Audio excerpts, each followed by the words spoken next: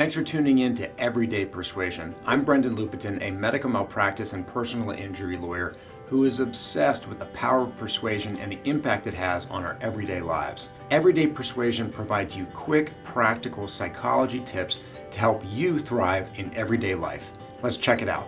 Don't feel obligated, but if you're new to the channel, please consider clicking the subscribe button below. That way you'll get updates about new videos I release in the future. What if I told you there was a psychology hack that's simple to implement and is so powerful that scientific research has shown that it increases the tips for wait servers who use it by 20% on average? Today on Everyday Persuasion, we're going to talk about a powerful persuasion technique called reciprocity. Reciprocity is our tendency to reciprocate the actions of others towards us, and oftentimes creates a wave of indebtedness, even from very, very small things that one person does for us. A great example from TV that perfectly and humorously highlights the power of reciprocity is from Seinfeld, when Jerry gets a suit, quote, for free from a fellow comedian, Kenny Bania. But Jerry then finds out that Kenny wants him to take him to dinner. And even though Jerry can't stand this guy and would never want to go to dinner with him under any other circumstances, he feels compelled, indebted because of the power of reciprocity to pay Kenny back. And in fact, he actually buys him a lunch at one point, and Bania says that isn't the equivalent of a dinner, and still Seinfeld feels compelled to take him to the dinner. And it just goes to show how strongly we feel the need to repay. And it's not about liking, it's the need to repay. A small favor, a small gesture that somebody does for us can lead to a very large response in return. I want to talk a little bit about the interesting research behind the reciprocity bias. So with reciprocity, it has to do with somebody giving you something and then you feeling a response to give something back. So could it be that that's partly due to just simply liking the other person? Because I like them, I want to do something nice for them, versus feeling a true feeling of indebtedness, almost that dreadful feeling like Jerry Seinfeld felt to pay back the suit that he got from Bania. So some scientists actually specifically conducted research to figure that out. And what they did was they brought people in to do a survey, but the experiment was not about the survey. So they brought one group of people in and they were there ostensibly to do this survey. After a little while, the survey conductor came up to them and asked them, would you consider also buying some raffle tickets from me? And they found in that group, when it was just people were there and then they're suddenly being asked to buy raffle tickets and nothing had really been done for them, that the response rate was about 10 to 15% that people actually bought the raffle tickets. In the experimental group, what they did was they had the conductor go in and first set up the survey. Then he leaves and he comes back a little bit later with 2 cans of Coke in his hands. And he tells the participants, hey, the vending machine gave me an extra can of Coke. Would you like it? Here you go. And he gives them this small innocuous gift of a random free can of Coke. He comes back a little bit later, asks to see if the people would be interested in buying the raffle tickets. And now the interest rate and the response rate goes from about 15% up to 45%.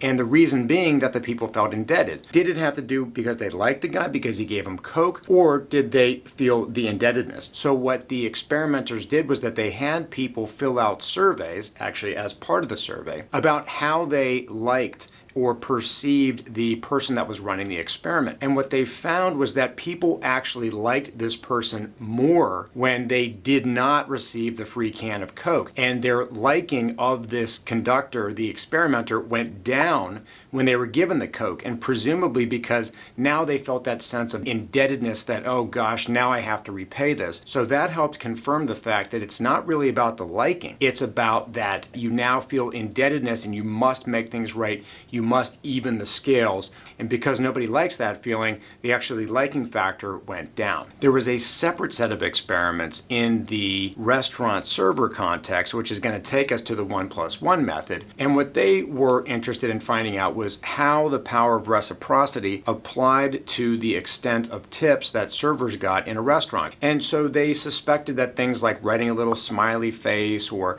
making a pleasant comment to the customers would increase tips. And generally it did. When they had a server do none of those general pleasantries, no smiley faces, nothing unusually nice or pleasant, the tips were the lowest that they were across the board. And then when the server would do something small, like just be pleasant, would make small talk, would be complimentary to the people, their tip rate would go up a little bit. But then they found that if the servers provided the customers a treat, that the tip would go up a little bit more. But where they saw the biggest jumps, and this gets to where reciprocity has its really powerful impact on everybody, is when the server would make a show about the little gifts that they were giving the customers. So first, there was a significant jump in the tip rate when the server would say, for you special folks, I'm going to give you these candies. But the biggest jump of all was when the server would leave the tip, put a candy on it, and make a point about the candy, proceed to walk away only to turn around and make a show of the fact to the customers that they're now turning around to do something more, saying, oh, for you folks,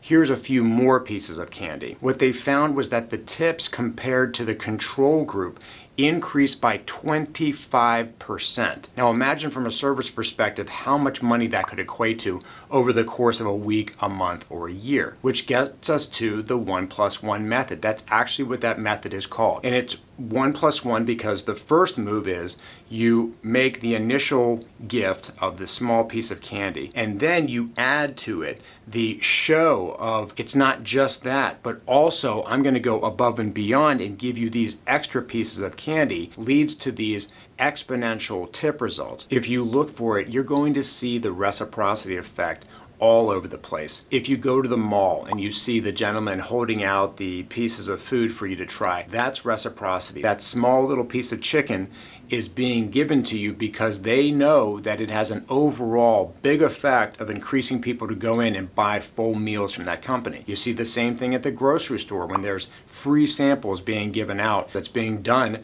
because they know it's going to increase the chances that you're going to buy that particular product. And finally, you probably have gotten those things in the mail that are the little return labels from different organizations. They're giving that to you for free in expectation that you're going to reciprocate with a bigger donation or bigger contribution or any contribution than you otherwise would have. So how can you use reciprocity to your benefit in everyday life? The main thing is giving people small things for free and making a little bit of a show out of it. For example, as a trial lawyer, I can't give something to the jury, but what I can give them is their time back. And so I can tell them in opening statement and closing argument that I made the case as short and sweet as possible to give them their time back, which in hopes they're going to reciprocate with a positive verdict for me. You can apply it to all sorts of things in your life, but there's two big picture ways in which reciprocity can be used to your advantage. One is giving something, but another is making concessions. And in the end, it's all about communicating to the other person that you are doing something of benefit to them. So we've already talked about ways that you can give somebody something, but you can also do it by making concessions. So one example in a psychology book that I read is the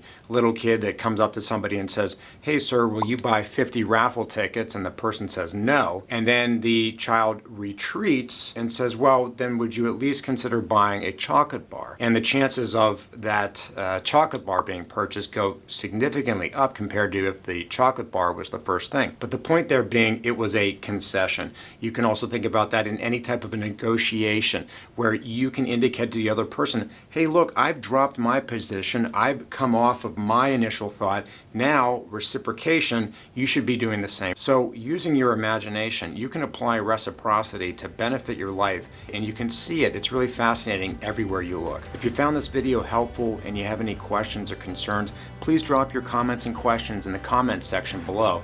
I've also included in there some interesting links to articles about reciprocity if you have an interest in reading more about it. I check the comments regularly and I love to answer and respond to anything else that people may have. If you enjoyed this video and you want to learn more about other psychology hacks and the research behind them, please check out my other videos on everyday persuasion. Until next time, I'm Brendan Lupetin with Everyday Persuasion. Thanks for watching.